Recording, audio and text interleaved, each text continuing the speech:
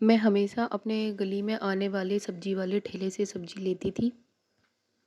आज मैंने सुबह उठ के सोचा क्यों ना बड़ी-बड़ी दुकानों से जहाँ से अमीर लोग सब्जी लेते हैं वहाँ से सब्जी ली जाए।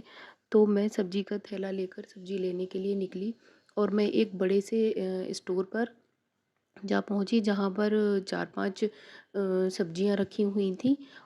4-5 सब्जियों के ढेर लगे हुए थे। तो मैंने तो वहाँ पर ज़्यादा से ज़्यादा 10-15 लोग सब्जी ले रहे होंगे। तो मैंने देखा कि वहाँ पर एक महिला थी जो आई जिसके हाथ में i20 गाड़ी की चाबी थी और वो सब्जी लेने लगी।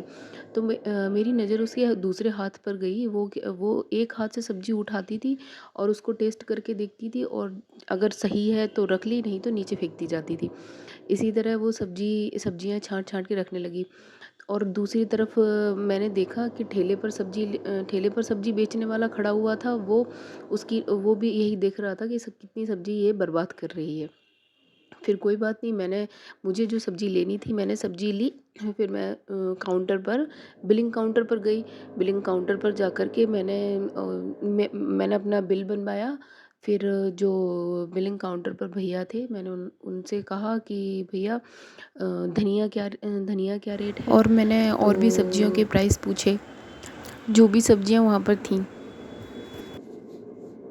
तो उन्होंने बोला कि धनिया 300 रुपए किलो है। जब मैंने ये बात पूछी तब वो औरत भी वहीं पर खड़ी हुई थी और उसने जब सब्ज़ी उसने उठाई थी तो उसने क्या किया, धनिया के जो डंठल होते हैं ऊपर के वो तोड़-तोड़ के फेंक दिए और बाकी के धनिया के पत्ते-पत्ते रख लिए। और मैंने देखा कि जब उन्होंने बताया कि 300 रुपए किलो धनिया है तो उस औरत पर कोई फ़र्क नहीं पड़ा। वो अपना बिल बनवाकर और पेमेंट करके लेके चली गई। फिर मैंने उन भैया से कहा, भैया आप अपनी दुकान में कैमरा लगवा लीजिए। तो उन्होंने कहा, मैडम कैमरा क्यों? तो मैंने उन्हें सारी हरकत बताई कि ये जो महिला आई थी वो इस तरह से कर रही थी। तो उन भैया ने बोला कि मैडम ये जो बड़े-बड़े लोग हैं इन्हीं के आने से हमारी दुकान चलती है। अगर हम ये हमें इस तरह से अगर इस तरह हमारी चीज़ें बर्बाद करेंगे तो हमारी दुकान कैसे चलेगी?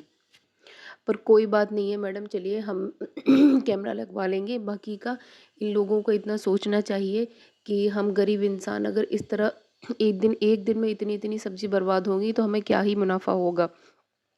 कोई बात नहीं है मैडम, हम अपनी दुकान का रख-रखाव उस हिसाब से करेंगे कि ऐसा कुछ आगे ना हो। आपका बताने के लिए बहुत-बहुत धन्यवाद। तो हमें इस कहानी से क्या सीख मिलती है? हमें इस कहानी से सीख मिलती है कि बड़ी वो महिला नहीं जिसके हाथ में i20 गाड़ी की चाबी थी, या कोई और बड़ा आदमी नहीं जो ऑडी में चलता है, या कोई और बड़ा आदमी वो नहीं है जिसके पास आईफ़ोन है, ना कोई बड़ा आदमी वो है जो बड़े बड़े विला में रहता है, बल्कि बड़ा आदमी वो दुकानदार है जिसने अपना नुकसान होने के बावजूद भी इतना मन में तसल्ली कर ली कि कोई बात नहीं है, इतना बर्बाद हो गया ठीक है, पर हम ध्यान रखेंगे आगे से, कोई बात नहीं है मैडम। तो हमें अपनी नीयत साफ़ रखनी चाहिए, अपना मन साफ़ रखना चाहिए। सच्चे मन से अगर हम कोई काम करेंगे तो हमारी बरकत होती है। बड़ा आदमी एक साफ़ दिल वाला इंसान होता है। अगर वीडियो अच्छी लगे तो प्लीज़ वीडियो को लाइक करिए और चैनल को सब्सक्राइब करिए।